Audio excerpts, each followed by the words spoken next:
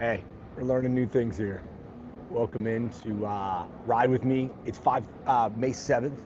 I am at another airport here. Uh, I'm in Las Vegas today, heading home. So looking forward to that. Um, yeah, good stuff. Great trip out here to Las Vegas. Um, got some fun feedback from the first uh, couple episodes. I had a tester episode and then went from the airport the other day. So my morning ride today, I'm commuting home. So that's nice. Got a couple topics to jump into today. I was reading this article in Vanity Fair about Roger Goodell and the media empire that is the NFL. And it makes a ton of sense if you think about it, the way the world has gone and a couple places where our attention is. Our attention as consumers is on our phone. Our attention is around live sporting events. There aren't many things that can do that, right? So the NFL being a monster player, they've been in the media game for a long time. They were on the forefront of storytelling. NFL Films is the gold standard in storytelling, in long form storytelling, in bringing the beauty of that game to life and attaching it with beautiful visuals, incredible scores and music. And they just did it so well. But there are so many lessons, right? They introduced Hard Knocks, behind the scenes, getting behind the scenes with teams, giving fans access that had never been granted before.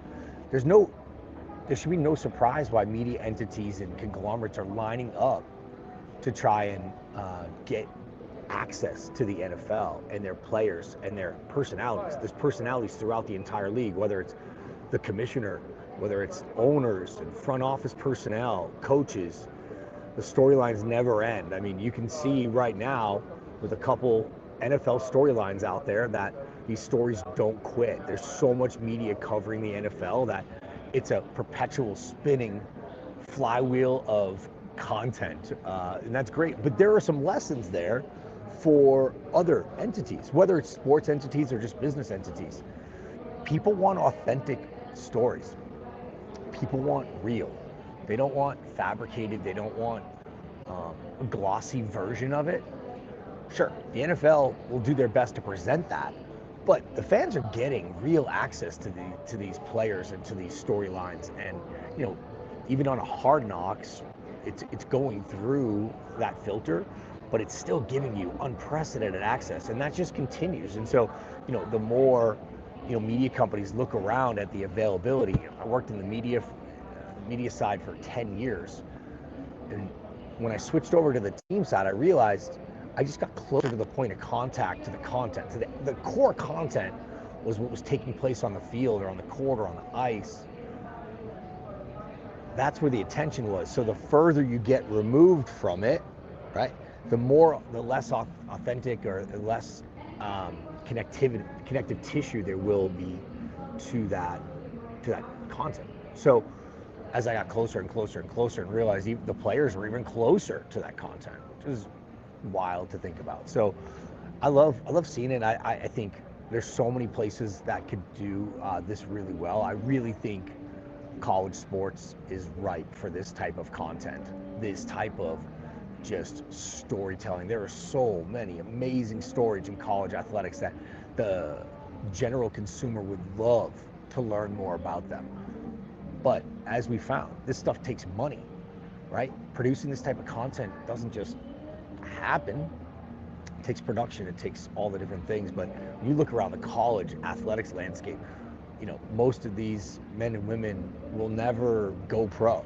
This is their moment to shine, and they do it. It's incredible, and they've got amazing stories and of the things they've done to get to where they are and how hard they work. And so, I see that as an incredible opportunity to continue to look at what the NFL has done, look at those opportunities.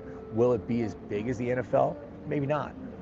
There's way more stories, there's way more athletes, not just college football. I mean, you go to every sport in the college landscape, there are incredible stories. And look at what F1 did, right? Use long form content to connect a public that probably didn't even know about the sport, maybe peripherally, but they didn't know about it in depth. An American public that really didn't know much about F1, but now is entrenched in the drama of F1 and the personalities surrounding the game and all the different, people and stories that are attached to the sport. So that is just another way to look at it. That, you can grow your game by attaching people to the stories. I mean, the Savannah Bananas are a great example of just hooking people with content, get them excited about a brand and using content to do it, and then giving them an incredible experience once they got there. That's what we're trying to do, right? Catch your attention with content, get you excited, get you attached to our brand, and get you to want to purchase something to come experience it in real life. All right, second thing I want to talk about was what I posted on LinkedIn about yesterday. I think I did it on a bunch of platforms yesterday. This article from Barrett Media that was, I love taking lessons from other industries. As you know, if you follow me, I love taking lessons from other industries and applying them. So what was there to learn about Spirit Airlines failure and closing and that storyline? And Barrett Media focuses on radio, so they took Spirit and focused on what the radio industry could learn from the failure of Spirit Airline. And I then took that and looked at it and said, well, let's go wider than that. Every business can learn from this, and the same lesson could apply to so many. So what they broke down was that radio for a long time was the low cost option for audio content. It was free. It was just there. It was you got a radio and you had access to this free content. You got we got a lot of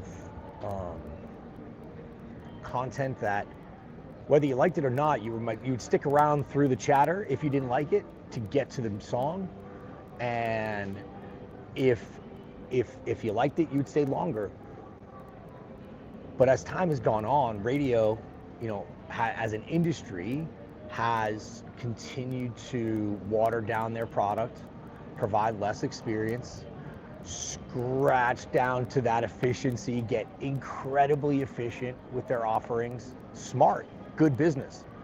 Long-term strategy, we're finding out right now, right? Do they still have that connective tissue? I can tell you in some markets they do. I think radio does an incredible job in some markets. But the article dove into the fact that there's no connective tissue to Spirit Airlines. We used it. Well, some people used it. I used it once, never went back. I used it one time. I was just so turned off by the experience. Never again. I eliminated it from all my travel searches. What they said in the article, which I agree with, was people used it, but there's low-cost providers that people feel an attachment to. That happens all the time. But what Spirit did, Spirit never made you feel that connective tissue. They just said, hey, it's cheap. Love it or leave it. That's it. You either want to fly cheap or you don't. We don't really care.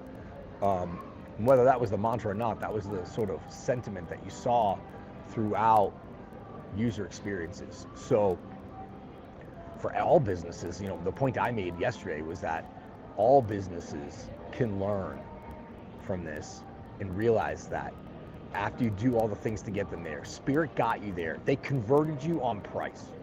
They used price as their hook to get you in the door. Amazing. Now that you're there, it's that experience that gets you to come back. The experience you have with that brand, the touch points that you have when you walk up to the gate. I walked up to my gate agent, at the luggage drop off when I went to Spirit, and it was a terrible experience. They were so rude. It was terrible.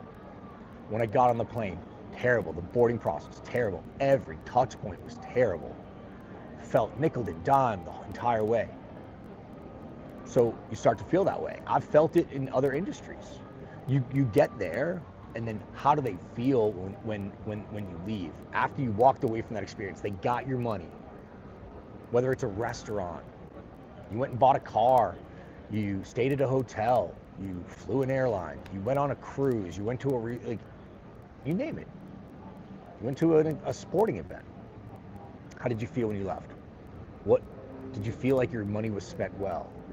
Did they do a good job of connecting you to that brand to say, gosh, I care about this brand now. I have an affection for it. I can tell you, we've been traveling with the kids, my wife and I, on a mission to go to all 50 states with our kids before my oldest daughter graduates high school. And along the way, we've been going to see big time college football just to experience it, to feel it. And I always know that the community and the university has done a good job of exciting their fans and connecting us when my kids want merchandise. We went to University of Oregon this year. Everybody wanted merch. They all wanted Ducks merch. Not only did you have a great experience, you wanted to spend more money. That way that experience made us want to reach into our pockets and spend more money. Versus, do I want to spend less money, less time, right? 3 things matter in when you're evaluating whether you want to do something or not, right? Was it worth it? Was it worth my time, money, and effort? Is it worth those 3 things? And if it was, then I want to keep doing more of it. Jerry, I see your question. Let's see. How do we get more involved with Qwento? NBA at Ross, Michigan. Love it, dude. We're constantly posting new jobs. Just send me a DM. My DMs are open, so I don't know. I think you're on LinkedIn, so yeah, hit me up on LinkedIn. I do a lot of coaching calls, just checking in with people that want to talk about the industry or find ways in. The thing I love about this business is that nobody got to where they are without starting at the bottom and climbing their way up. So I found that most people will take 15 minutes to chat with somebody. So take advantage of it. Reach out. The one thing I'll say about me is I want to give as much time as I can to as many people as I can. So if I don't respond, it's not because I don't want to follow up with you. I may have missed it or whatever. I'm really terrible at that, to be honest. I don't have an assistant. I've never had an assistant. I just like to manage my own stuff. But sometimes I'm not great at it. So I would, just reach out, and not just me. I would reach out to as many people as possible. And but yeah, please shoot me a DM. Love to chat. Those are the 2 big topics I had for today. Just the lessons to be learned around the storytelling that the NFL has done so well for decades. They've just built this business. And yeah, their game lends themselves to spread out the schedule to really dominate. The Vanity Fair article goes into the way in which they've spread out their media rights across all these different entities. From a consumer standpoint, debatable whether it's a great thing. From a league standpoint, it's an incredible thing, maximizing that revenue. And again, you're constantly doing the weight of, is it so detrimental to our fans' experience? Or is it detrimental a little bit, but worth it on the revenue side to allow us to do more things? And for the NFL, they're on the mission of global expansion. And global expansion is going to get there through these streaming companies. It's not going to get there through traditional media outlets. It's going to get there through reaching beyond international streaming, getting the product in front of as many people around globally as possible to grow the game. And it's working. They're doing an amazing job. And now you're seeing other leagues follow, right? Major League Baseball is doing an incredible job now coming in, starting to show growth around the world. The game is played in so many countries. That's the advantage, right? So the NFL football is not played all over the world. Right? They're showing the game, they're bringing this game to all these places, which is so cool. Where, baseball or soccer, these games are played all over the world, and people are getting exposure to it. It's why the NFL is leaning so heavily into flag football. It's a game that can be picked up a lot faster in other parts of the world to try and experience it, to fall in love with the beauty of the game. Same with with baseball, you can get a stick and a ball and you're playing, let's go, right? So that sort of diamond sport mentality is available to you no matter where you are, really. And I think flag football is allowed. The NFL sees that's their way to have that stickball mentality availability for kids all over the country to do it. So that is, I gotta get on a plane here. That is my ride with me for today. Appreciate y'all checking it out. And keep trying it. It's a great, for me, when you're busy and you've got a lot of stuff going on, picking a couple topics, doing this allows live to reach once. That's a piece of content. Then they use my StreamYard, pull all these clips, and actually automatically create clips out of topics I talked about on here, push those out. More content. So it's just a very efficient way for me to produce content at scale to get the reach that I need to start telling more stories. And because as you grow and as you do more, it's a mass quantity game of content today. It is not a precision game anymore. It's not a beauty game. It is scale, mass, push as much out as possible. You never know what's going to hit and when. So the more you can create, the better. So hope you all have a great day. Thank you so much for checking it out. And I'm going home. See you guys later.